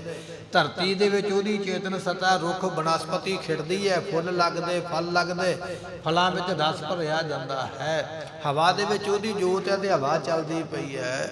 ਪਾਤਸ਼ਾਹ ਕਹਿੰਦੇ ਵੀ ਉਹ ਪਰਮਾਤਮਾ ਤੋਂ ਬਿਨਾਂ ਸਭ ਕੁਝ ਜੜ ਹੀ ਹੈ। ਪਰਮਾਤਮਾ ਦੀ ਜੋਤ ਹੋਣ ਕਰਕੇ ਦਿਨ ਰੱਬ ਸੱਸੇ, ਦਿਨ ਰੱਬ ਚੱਲੇ। ਮਹਾਰਾਜ ਕਹਿਣ ਲੱਗੇ ਸੋ ਦਿਨ ਸੱਸ ਚੱਲੇ, ਦਿਨੇ ਸੂਰਜ ਚੱਲਦਾ ਪਿਆ, ਰਾਤ ਨੂੰ ਚੰਦਰਮਾ ਚੱਲਦਾ ਪਿਆ, ਤਾਰਕਾ ਲੱਖ ਪਲੋਏ। ਗੁਰਬਾਣੀ ਦਾ ਬਚਨ, ਤਾਰੇ ਵਗੈਰਾ ਚੱਲਦੇ ਪਏ, ਸਭ ਕੁਝ ਉਸ ਪਰਮਾਤਮਾ ਦੀ ਚੇਤਨ ਸਤਾ ਨਾਲ ਹੀ ਹੋ ਰਿਹਾ ਹੈ। ਮੇਲੇ ਭਏ ਤੇ ਦੇਹ ਜਿਤ ਗਏ, ਸਤਿਗੁਰੂ ਪਾਤਸ਼ਾਹ ਮਹਾਰਾਜ ਉਪਦੇਸ਼ ਦਿੰਦੇ ਪਏ, ਕਹਿਣ ਲੱਗੇ ਗੁਰਮੁਖੋ ਜਿੰਨੀਆਂ ਵੀ ਦੇਹਾਂ ਨੇ ਨਾ, ਇਹ ਮੇਲ ਹੋਇਆ ਜਿਤਨੀਆਂ ਦੇਹਾਂ ਹਨ, ਜਿੰਨੀਆਂ ਵੀ ਦੇਹਾਂ ਨੇ ਸਾਰਿਆਂ ਵਿੱਚ ਪਰਮਾਤਮਾ ਦਾ ਹੀ ਮੇਲ ਹੈ। ਸਾਰਿਆਂ ਵਿੱਚ ਤੂੰ ਹੀ ਬੈਠਾ ਹੋਇਆ, ਤੇਰੇ ਬਿਨਾ ਕੋਈ ਦੂਜਾ ਹੈ ਹੀ ਨਹੀਂ। ਤਾਂ ਹੀ ਮਹਾਰਾਜ ਨੇ ਆਖਿਆ ਨਾ ਕੁਦਰਤ ਕੇ ਸਭ ਬੰਦੇ, ਇਹ ਸਾਰੀ ਦੁਨੀਆ ਉਸੇ ਕੁਦਰਤ ਨੇ ਬਣਾਈ ਹੈ, ਉਹ ਆਪ ਹੀ ਇਹਦੇ ਵਿੱਚ ਬੈਠਾ ਹੋਇਆ, ਉਹਦੇ ਬਿਨਾ ਹੈ ਹੀ ਕੋਈ ਨਹੀਂ। ਨਾ ਕੋ ਬੈਰੀ ਨਹੀਂ ਬਿਗਾਨਾ, ਸਗਲ ਸੰਗ ਹਮ ਕੋ ਬਨਿਆਈ। ਕਾਰਨ ਕੀ ਹੈ? ਉਹ ਪਰਮਾਤਮਾ ਹੀ ਸਾਰੇ ਥਾਵਾਂ ਤੇ ਸਾਨੂੰ ਨਜ਼ਰ ਆਉਂਦਾ। ਭਾਈ ਕਨ੍ਹਈਆ ਜੀ ਨੇ ਜਦੋਂ ਜਲ ਛਕਾਇਆ ਨਾ ਦੁਸ਼ਮਣਾਂ ਨੂੰ ਤੇ ਸਿੱਖਾਂ ਨੇ ਸ਼ਿਕਾਇਤ ਕਰ ਦਿੱਤੀ, ਤੇ ਮਹਾਰਾਜ ਨੇ ਸਿੱਖਾਂ ਨੂੰ ਉਪਦੇਸ਼ ਦੇਣ ਵਾਸਤੇ ਭਾਈ ਕਨ੍ਹਈਆ ਜੀ ਨੂੰ ਬੁਲਾ ਕੇ ਪੁੱਛਿਆ, ਕਹਿੰਦੇ ਕਨ੍ਹਈਆ ਜੀ ਦੁਸ਼ਮਣ ਨੂੰ ਪਾਣੀ ਪਿਲਾਇਆ ਤੁਸੀਂ? ਉਹ ਕਹਿਣ ਲੱਗਾ, ਮਹਾਰਾਜ ਮੈਨੂੰ ਤੇ ਸਾਰਿਆਂ ਵਿੱਚ ਰੂਪ ਹੀ ਤੁਹਾਡਾ ਦਿਸਦਾ ਹੈ, ਮੈਨੂੰ ਤੇ ਤੁਹਾਡੇ ਬਿਨਾਂ ਦਿਸਦਾ ਹੀ ਕੋਈ ਨਹੀਂ। ਇਹ ਉਹਨਾਂ ਗੁਰਮੁਖਾਂ ਦੀ ਅਵਸਥਾ ਬਣ ਜਾਂਦੀ ਹੈ ਕਿ ਸਾਰਿਆਂ ਦੇ ਵਿੱਚ ਉਹਨਾਂ ਨੂੰ ਪ੍ਰਮਾਤਮਾ ਦਾ ਹੀ ਮੇਲ ਹੋਇਆ ਦਿਸਦਾ ਕਿ ਸਾਰੇ ਥਾਵਾਂ ਤੇ ਉਹ ਆਪ ਬੈਠਾ ਹੋਇਆ ਹੈ। ਕਿਰਿਆ ਬੈਨ ਹੋਵੇ ਸਹਿਤ ਵਿਵੇਕ। ਤੇ ਜਿਹੜੇ ਗੁਰਮੁਖ ਗਿਆਨ ਦੇ ਸਹਿਤ ਹੋ ਜਾਂਦੇ ਤੇ ਕਹਿਣ ਲੱਗੇ ਭਾਈ ਕਿਰਿਆ ਵਾਲੀਆਂ ਉਹ ਚੀਜ਼ਾਂ ਹੋ ਜਾਂਦੀਆਂ, ਭਾਵ ਕਿ ਗਿਆਤ ਵਾਲੇ ਲੋਕ ਹੋ ਜਾਂਦੇ, ਜਿਨ੍ਹਾਂ ਨੂੰ ਇਹ ਸਮਝ ਪੈ ਗਈ ਨਾ ਉਹ ਸਾਰਿਆਂ ਥਾਵਾਂ ਤੇ ਪ੍ਰਮਾਤਮਾ ਨੂੰ ਹੀ ਜਾਣਦੇ ਹਨ। ਜਾਤੇ ਚੇਤਨ ਨਾਮ ਬਿਤਾਵੇ। ਇਸ ਕਰਕੇ ਉਸ ਪ੍ਰਮਾਤਮਾ ਨੂੰ ਕਿਹਾ ਜਾਂਦਾ ਹੈ ਕਿ ਉਹ ਪ੍ਰਮਾਤਮਾ ਚੇਤਨ ਸਰੂਪ ਹੈ, ਸਦਾ ਹੀ ਹਲਚਲ ਵਿੱਚ ਰਹਿੰਦਾ, ਸਦਾ ਹੀ ਹਰਕਤ ਵਿੱਚ ਰਹਿੰਦਾ। ਇਸ ਕਰਕੇ ਸਾਰੇ ਉਸ ਨੂੰ ਇਸ ਤਰ੍ਹਾਂ ਜਾਣਦੇ ਵੀ ਉਹ ਸਦਾ ਹੀ ਪ੍ਰਮਾਤਮਾ ਸਾਰਿਆਂ ਵਿੱਚ ਮਿਲਿਆ ਹੋਇਆ ਤੇ ਸਾਰਿਆਂ ਨੂੰ ਉਸਨੇ ਚਲਾਇਆ ਹੋਇਆ ਹੈ। ਮਨ ਆਦਿਕ ਚੰਚਲ ਹੋਵੇ ਜਾਵੇ। ਇਹ ਗੁਰਮੁਖੋ ਜਿਹੜਾ ਸਾਡਾ ਮਨ ਹੈ ਨਾ, ਇਹ ਚੇਤਨ ਕਰਕੇ ਮਨ ਆਦਿਕ ਸੁਫਰਨ ਹੋ ਜਾਂਦੇ। ਭਾਵ ਇਹ ਹੈ ਵੀ ਇਹ ਜਿਹੜਾ ਮਨ ਹੈ ਨਾ ਹਰ ਵੇਲੇ ਸਾਡਾ ਭੱਜਿਆ ਹੀ ਰਹਿੰਦਾ, ਹਰ ਵੇਲੇ ਦੌੜਿਆ ਰਹਿੰਦਾ। ਅਸੀਂ ਦੁਖੀ ਵੀ ਇਸ ਕਰਕੇ ਹਾਂ, ਕਿਸੇ ਦਾ ਚੰਗਾ ਸੂਟ ਵੇਖ ਲਿਆ ਤੇ ਮਨ ਉਧਰ ਨੂੰ ਭੱਜੇਗਾ, ਮੈਂ ਵੀ ਇਹੋ ਜਿਹਾ ਲਵਾਂ। ਨਹੀਂ ਲਿਆ ਗਿਆ ਤੇ ਮਨ ਦੁਖੀ ਹੈ। ਕਿਸੇ ਦੀ ਚੰਗੀ ਗੱਡੀ ਵੇਖ ਲਈ, ਮਨ ਉਧਰ ਨੂੰ ਦੌੜੇਗਾ, ਮੇਰੇ ਕੋਲ ਵੀ ਹੋਵੇ। ਨਹੀਂ ਮਿਲੀ ਹੈ, ਮਨ ਦੁਖੀ ਹੈ। ਕਿਸੇ ਦਾ ਚੰਗਾ ਘਰ ਵੇਖ ਲਿਆ, ਮਨ ਉਧਰ ਨੂੰ ਭੱਜੇਗਾ ਵੀ ਇਹ ਮੇਰੇ ਕੋਲ ਹੋਣਾ ਚਾਹੀਦਾ, ਪਰ ਮਿਲਿਆ ਨਹੀਂ ਤੇ ਮਨ ਫਿਰ ਦੁਖੀ ਹੈ। ਇਹ ਮਨ ਸਾਡਾ ਦੌੜਦਾ ਹੈ, ਦੁੱਖ ਵੀ ਸਾਨੂੰ ਤਾਂ ਹੀ ਹੈ। ਤੇ ਕੱਲਾ ਮਨ ਇਹ ਨਹੀਂ ਹੈ ਵੀ ਆਮ ਸੰਸਾਰੀ ਲੋਕਾਂ ਦਾ ਭਜਦਾ, ਮਨ ਤੇ ਧਾਰਮਿਕ ਲੋਕਾਂ ਦਾ ਵੀ ਦੌੜਦਾ ਹੈ। ਸੁਲਤਾਨਪੁਰ ਦੀ ਧਰਤੀ ਤੇ ਸਮੇਂ ਦਾ ਨਵਾਬ ਹੈ ਦੌਲਤ ਖਾਨ ਬੈਠਾ ਹੋਇਆ, ਮਨ ਤੇ ਉਹਦਾ ਵੀ ਭੱਜਿਆ। ਕਾਹਦੇ ਵਾਸਤੇ? ਮੈਂ ਐਡਾ ਵੱਡਾ ਨਵਾਬ, ਇੰਨੀ ਮੇਰੀ ਆਮਦਨ ਹੈ, ਮੇਰੇ ਕੋਲ ਘੋੜਾ ਅਰਬੀ ਹੋਣਾ ਚਾਹੀਦਾ, ਵਧੀਆ, ਜਿਹੜਾ ਹਵਾ ਦੇ ਨਾਲ ਗੱਲਾਂ ਕਰੇ। ਘੋੜਾ ਅਰਬੀ ਕਿੱਥੋਂ ਮਿਲੇਗਾ? ਕਹਿੰਦੇ ਕਾਬਲ ਤੋਂ ਮਿਲੇਗਾ। ਧਿਆਨ ਕਾਬਲ ਵਿੱਚ ਤੁਰਿਆ ਫਿਰਦਾ, ਉੱਥੋਂ ਕਿਤੇ ਪਹੁੰਚਾ ਤੇ ਘੋੜਾ ਖਰੀਦ ਕੇ ਲਿਆਵਾ। ਸਮੇਂ ਦਾ ਨਵਾਬ ਹੈ, ਬੇਅੰਤ ਮਾਇਆ ਕੋਲ ਹੈ, ਮਨ ਤੇ ਉਹਦਾ ਵੀ ਨਹੀਂ ਟਿਕਿਆ। ਮਨ ਨੇ ਉਹਨੂੰ ਵੀ ਦੁਖੀ ਕਰ ਛੱਡਿਆ, ਦਿਨੇ ਰਾਤ ਸੋਚਦਾ ਪਿਆ ਘੋੜਾ ਮਿਲੇ ਤੇ ਤਾਂ ਗੱਲ ਬਣੇ। ਉਸ ਵੇਲੇ ਦਾ ਸਮੇਂ ਦਾ ਧਾਰਮਿਕ ਆਗੂ, ਫਤਵੇ ਲਾਉਣ ਵਾਲਾ, ਨਿਆਂ ਕਰਨ ਵਾਲਾ ਕਾਜੀ ਬੈਠਾ ਹੈ, ਮਨ ਤੇ ਕਾਜੀ ਦਾ ਵੀ ਨਹੀਂ ਟਿਕਿਆ। ਉਹਦਾ ਮਨ ਘਰੇ ਭੱਜ ਗਿਆ ਹੈ, ਮੇਰੀ ਘੋੜੀ ਨੇ ਬੱਚਾ ਦਿੱਤਾ, ਕਿਤੇ ਬੱਚਾ ਖੂਹ ਵਿੱਚ ਨਾ ਡਿੱਗੇ, ਘਾਟਾ ਨਾ ਪੈ ਜਾਏ। ਤੇ ਗੁਰੂ ਨਾਨਕ ਦੇਵ ਪਾਤਸ਼ਾਹ ਨੇ ਆਖਿਆ ਧਾਰਮਿਕ ਬੰਦਾ ਵੀ ਖੜਾ ਹੈ ਤੇ ਰਾਜਨੀਤਿਕ ਵੀ ਖੜਾ, ਮਨ ਤੇ ਦੋਵਾਂ ਦਾ ਨਹੀਂ ਟਿਕਿਆ। ਇਹ ਸਾਖੀ ਇਹ ਗੱਲ ਕਹਿੰਦੀ ਹੈ ਵੀ ਕੱਲਾ ਸੰਸਾਰੀ ਲੋਕਾਂ ਦਾ ਮਨ ਨਹੀਂ ਭਜਦਾ, ਰਾਜਿਆਂ ਦਾ ਵੀ ਭਜਦਾ ਹੈ। ਧਾਰਮਿਕ ਲੋਕ, ਧਰਮ ਦਾ ਗੱਲ ਕਰਨ ਵਾਲੇ, ਉਪਦੇਸ਼ ਦੇਣ ਵਾਲੇ, ਮਨ ਤੇ ਉਹਨਾਂ ਦਾ ਵੀ ਦੌੜਦਾ ਹੈ। ਪਾਤਸ਼ਾਹ ਕਹਿੰਦੇ ਜਿੰਨਾ ਚਿਰ ਮਨ ਦੌੜਦਾ ਹੈ ਉਹਨਾਂ ਚਿਰ ਮਨ ਦੁਖੀ ਰਹਿੰਦਾ ਹੈ, ਕਿਉਂਕਿ ਮਨ ਟਿਕੇਗਾ ਤੇ ਸੁਖ ਮਿਲਣਾ। ਜਿੰਨਾ ਚਿਰ ਭੱਜਾ ਫਿਰਦਾ ਉਹਨਾਂ ਚਿਰ ਸੁਖ ਨਹੀਂ ਹੈ। ਤੇ ਜਿਹਦਾ ਮਨ ਟਿਕ ਗਿਆ ਉਹਨੂੰ ਦੁਨੀਆ ਦੇ ਕਿਸੇ ਪਦਾਰਥ ਦੀ ਇੱਛਾ ਨਹੀਂ ਰਹਿੰਦੀ। ਦੁਨੀਆ ਨੂੰ ਜਿੱਤਣ ਵਾਲਾ ਸ਼ਾਹ ਸਿਕੰਦਰ ਵੱਡੀ ਫੌਜ ਲੈ ਕੇ ਤੁਰਿਆ, ਤੇ ਜਿਸ ਵੇਲੇ ਤੁਰਿਆ ਆਉਂਦਾ ਨਾ ਰਸਤੇ ਵਿੱਚ, ਤੇ ਸਿੰਧ ਦਰਿਆ ਤੋਂ ਪਾਰ ਹੋਇਆ, ਬੜੀ ਵੱਡੀ ਫੌਜ ਹੈ, ਦਿਨ ਚੜ੍ਹਦਾ ਪਿਆ, ਸੂਰਜ ਦਾ ਮਾੜਾ ਮਾੜਾ ਪ੍ਰਕਾਸ਼ ਹੈ, ਠੰਡ ਦੀ ਰੁੱਤ ਹੈ। ਕੀ ਵੇਖਦਾ ਪਿਆ? ਉੱਚੀ ਟਿੱਬੀ ਦੇ ਉੱਪਰ ਕੋਈ ਸਾਧੂ, ਕੋਈ ਰੱਬ ਦਾ ਫਕੀਰ ਕੰਬਲੀ ਲੈ ਕੇ ਲੰਮੇ ਪਿਆ ਹੋਇਆ। ਤੇ ਜਦੋਂ ਫੌਜ ਲੰਘ ਗਈ, ਹਾਥੀ ਚੀਕਦੇ ਜਾਂਦੇ, ਘੋੜੇ ਹਿਣਕਦੇ ਜਾਂਦੇ, ਊਠ ਬੋਲਦੇ ਜਾਂਦੇ, ਫੌਜਾਂ ਰੌਲਾ ਪਾਉਂਦੀਆਂ ਤੁਰੀਆਂ ਜਾਂਦੀਆਂ, ਪਰ ਉਹ ਸਾਧੂ ਆਰਾਮ ਨਾਲ ਲੰਮੇ ਪਿਆ, ਉਹਨੂੰ ਕੋਈ ਫਿਕਰ ਨਹੀਂ ਕੀ ਹੁੰਦਾ ਪਿਆ, ਮਨ ਟਿਕਿਆ। ਸ਼ਾਹ ਸਿਕੰਦਰ ਕੋਲ ਦੀ ਲੰਘਿਆ, ਹੈਰਾਨ ਹੋ ਗਿਆ, ਕਹਿਣ ਲੱਗਾ ਇੰਨਾ ਰੌਲਾ ਪਿਆ ਹੈ, ਇਹ ਬੰਦਾ ਕਿਹੋ ਜਿਹਾ ਜਿਹਦੀ ਬਿਰਤੀ ਸੁਰਤੀ ਨੂੰ ਫਰਕ ਹੀ ਕੋਈ ਨਹੀਂ ਪਿਆ, ਇਹ ਲੰਮੇ ਪਿਆ ਬੜੇ ਆਰਾਮ। ਜਾ ਕੇ ਉਸਨੇ ਮਹਾਤਮਾ ਨੂੰ ਹਿਲਾਇਆ ਤੇ ਉਹਨਾਂ ਨੇ ਨੇਤਰ ਖੋਲ ਕੇ ਆਖਿਆ, ਕਹਿਣ ਲੱਗੇ ਆ ਸਿਕੰਦਰ ਕਿਵੇਂ ਆਉਣਾ ਹੋਇਆ? ਪਹਿਲਾਂ ਤਾਂ ਹੈਰਾਨ ਹੋਇਆ ਵੀ ਇਹਨਾਂ ਨੂੰ ਮੇਰਾ ਨਾਂ ਕਿਹਨੇ ਦੱਸਿਆ। ਆਪੇ ਹੀ ਮਨ ਵਿੱਚ ਖਿਆਲ ਆ ਗਿਆ, ਕਹਿਣ ਲੱਗਾ ਮੇਰੀ ਏਡੀ ਵੱਡੀ ਫੌਜ ਲੰਘ ਕੇ ਗਈ ਹੈ, ਕੋਈ ਸਿਪਾਹੀ ਦੱਸ ਗਿਆ ਹੋਵੇ, ਕੋਈ ਵੱਡੀ ਗੱਲ ਨਹੀਂ। ਪਰ ਇਹ ਨਹੀਂ ਜਾਣਿਆ ਵੀ ਇਹ ਤੇ ਉਹ ਸਾਧੂ ਆ ਜਿਹਦਾ ਮਨ ਟਿਕਿਆ। ਤੇ ਉਸ ਵੇਲੇ ਬੜੇ ਮਾਣ ਨਾਲ ਆਖਿਆ, ਸ਼ਾਹ ਸਿਕੰਦਰ ਕਹਿਣ ਲੱਗਾ ਜੀ ਹਿੰਦੁਸਤਾਨ ਜਿੱਤਣ ਤੁਰਿਆ ਜਾਂਦਾ। ਬੜੇ ਮਾਣ ਨਾਲ ਆਖਿਆ ਵੀ ਜਿੱਤਣ ਤੁਰਿਆ ਜਾਂਦਾ, ਜਿੱਤ ਕੇ ਆਵਾਂ। ਜਿੱਤ ਲੈਣਾ ਮੇਰੇ ਕੋਲ ਬੜੀ ਤਾਕਤ ਹੈ। ਮਹਾਤਮਾ ਬੜੇ ਗੰਭੀਰ ਨੇ, ਕਹਿਣ ਲੱਗੇ ਅੱਛਾ ਚੰਗੀ ਗੱਲ ਹੈ, ਜਿੱਤ ਲੈਣਾ, ਫਿਰ ਕੀ ਕਰੇਗਾ? ਹੈਰਾਨ ਹੋ ਗਿਆ ਬਾਦਸ਼ਾਹ, ਇਹ ਤੇ ਕਦੇ ਸਵਾਲ ਕੀਤਾ ਹੀ ਨਹੀਂ ਕਿਸੇ ਨੇ, ਫਿਰ ਕੀ ਕਰਾਂਗਾ? ਗੁਰੂ ਨਾਨਕ ਸਾਹਿਬ ਮਹਾਰਾਜ ਨੂੰ ਵੀ ਆਖਿਆ ਸੀ ਨਾ ਸਿੱਧਾ ਨੇ, ਕਹਿੰਦੇ ਜੀ ਧਰਤੀ ਬਲਦ ਨੇ ਚੁੱਕੀ ਹੈ। ਸਾਰੇ ਕਹਿੰਦੇ ਵੀ ਠੀਕ ਹੈ ਚੁੱਕੀ ਹੈ। ਮਹਾਰਾਜ ਨੇ ਅੱਗੋਂ ਆਖਿਆ ਸੀ ਬਸ ਇਹ ਦੱਸੋ ਵੀ ਬਲਦ ਨੂੰ ਫਿਰ ਕਿੰਨੇ ਚੁੱਕਿਆ? ਤੇ ਉਹ ਸਿੱਧ ਹੈਰਾਨ ਹੋ ਗਏ ਸਨ ਵੀ ਇਹ ਕਿਹੜਾ ਜਿਹੜਾ ਅੱਗੋਂ ਸਵਾਲ ਕਰਦਾ। ਸਿਕੰਦਰ ਦੇ ਅੱਗੇ ਵੀ ਮਹਾਤਮਾ ਨੇ ਸਵਾਲ ਕੀਤਾ, ਕਹਿਣ ਲੱਗੇ ਹਿੰਦੁਸਤਾਨ ਜਿੱਤ ਕੇ ਕੀ ਕਰੇਗਾ? ਫਿਰ ਅੱਗੇ ਕੀ ਕਰਨਾ? ਕਹਿੰਦਾ ਫਿਰ ਅੱਗੇ ਇੱਕ ਹੋਰ ਦੇਸ਼ ਜਿੱਤਾਂਗਾ। ਕਹਿੰਦੇ ਫਿਰ ਕੀ ਕਰੇਗਾ? ਕਹਿੰਦਾ ਫਿਰ ਇੱਕ ਹੋਰ ਦੇਸ਼ ਜਿੱਤਾਂਗਾ। ਮਹਾਤਮਾ ਨੇ ਪੁੱਛਿਆ ਵੀ ਨਾ ਦੇਸ਼ ਮੁੱਕਣੇ ਨਾ ਤੇਰੀ ਗੱਲ ਮੁੱਕਣੀ, ਅਖੀਰ ਤੇ ਦੱਸ ਵੀ ਕੀ ਕਰੇਗਾ? ਕਹਿੰਦਾ ਪੂਰੀ ਦੁਨੀਆ ਜਿੱਤ ਕੇ, ਜਿਵੇਂ ਆਪ ਬੈਠੇ ਹੋ ਨਾ ਤੁਹਾਡਾ ਮਨ ਟਿਕਿਆ, ਬੜੇ ਸ਼ਾਂਤ ਬੜੇ ਆਨੰਦ ਵਿੱਚ ਇਸ ਤਰ੍ਹਾਂ ਬੈਠਾ।